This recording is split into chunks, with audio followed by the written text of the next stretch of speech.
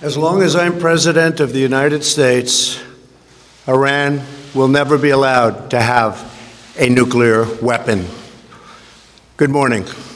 I'm pleased to inform you the American people should be extremely grateful and happy. No Americans were harmed in last night's attack by the Iranian regime. We suffered no casualties. All of our soldiers are safe, and only minimal damage was sustained at our military bases. Our great American forces are prepared for anything.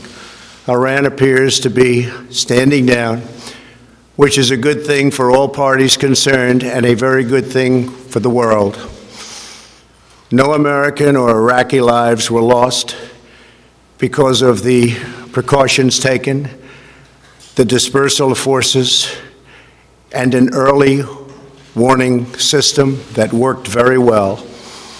I salute the incredible skill and courage of America's men and women in uniform. For far too long, all the way back to 1979 to be exact, nations have tolerated Iran's destructive and destabilizing behavior in the Middle East and beyond. Those days are over. Iran has been the leading sponsor of terrorism, and their pursuit of nuclear weapons threatens the civilized world. We will never let that happen. Last week, we took decisive action to stop a ruthless terrorist from threatening American lives. At my direction, the United States military eliminated the world's top terrorist, Qasem Soleimani.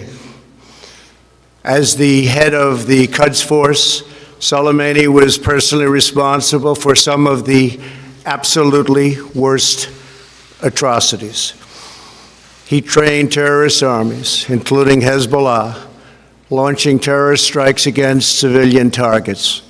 He fueled bloody civil wars all across the region. He viciously wounded and murdered thousands of U.S. troops, including the planting of roadside bombs that maim and dismember their victims. Soleimani directed the recent attacks on U.S. personnel in Iraq that badly wounded 4 service members and killed 1 American, and he orchestrated the violent assault on the U.S. Embassy in Baghdad. In recent days, he was planning new attacks on American targets, but we stopped him. Soleimani's hands were drenched in both American and Iranian blood. He should have been terminated long ago. By removing Soleimani, we have sent a powerful message to terrorists. If you value your own life, you will not threaten the lives of our people.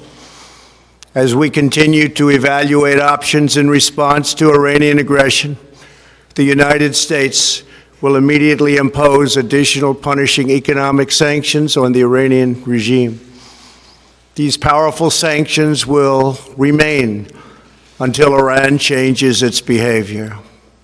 In recent months alone, Iran has seized ships in international waters, fired an unprovoked strike on Saudi Arabia, and shot down 2 U.S. drones.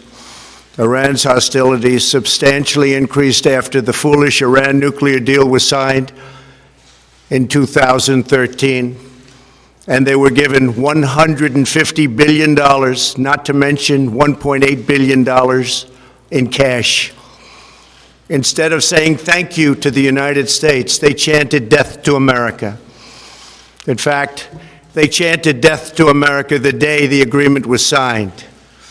Then Iran went on a terror spree, funded by the money from the deal, and created hell in Yemen, Syria, Lebanon, Afghanistan, and Iraq.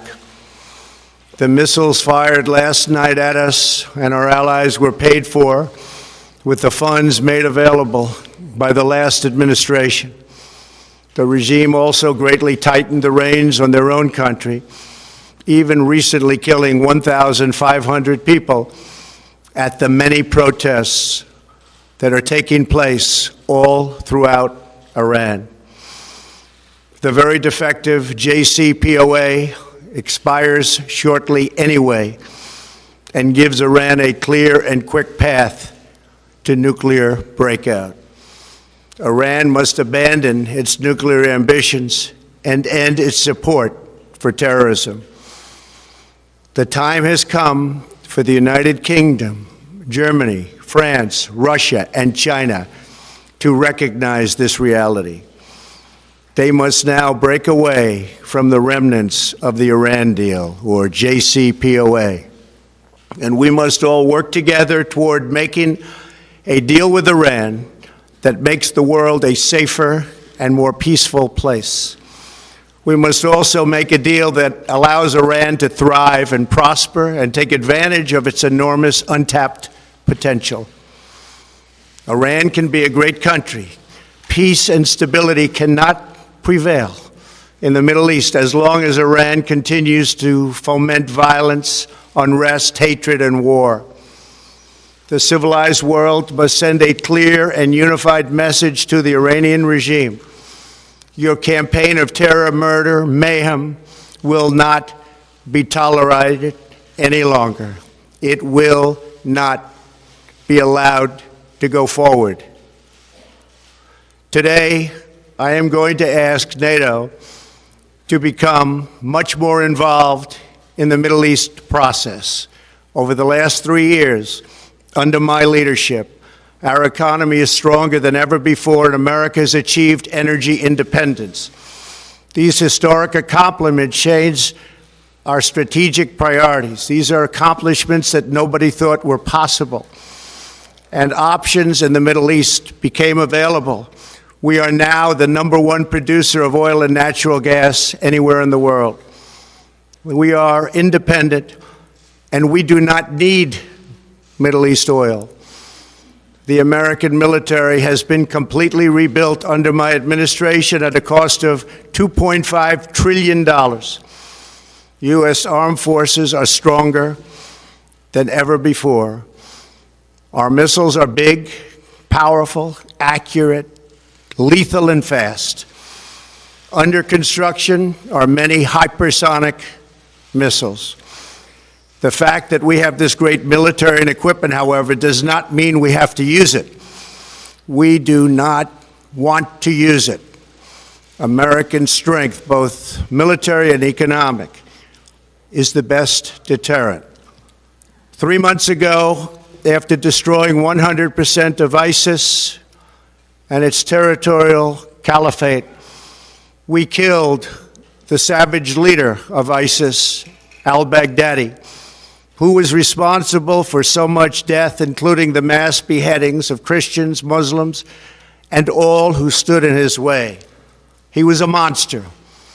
Al-Baghdadi was trying again to rebuild the ISIS caliphate and failed. Tens of thousands of ISIS fighters have been killed or captured during my administration. ISIS is a natural enemy of Iran. The destruction of ISIS is good for Iran, and we should work together on this and other shared priorities.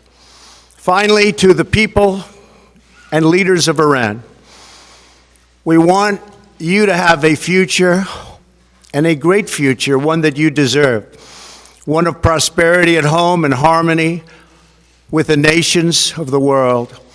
The United States is ready to embrace peace with all who seek it. I want to thank you, and God bless America. Thank you very much. Thank you. Thank you. Mr. President, why would you negotiate with you, sir? Mr. President, how about you well?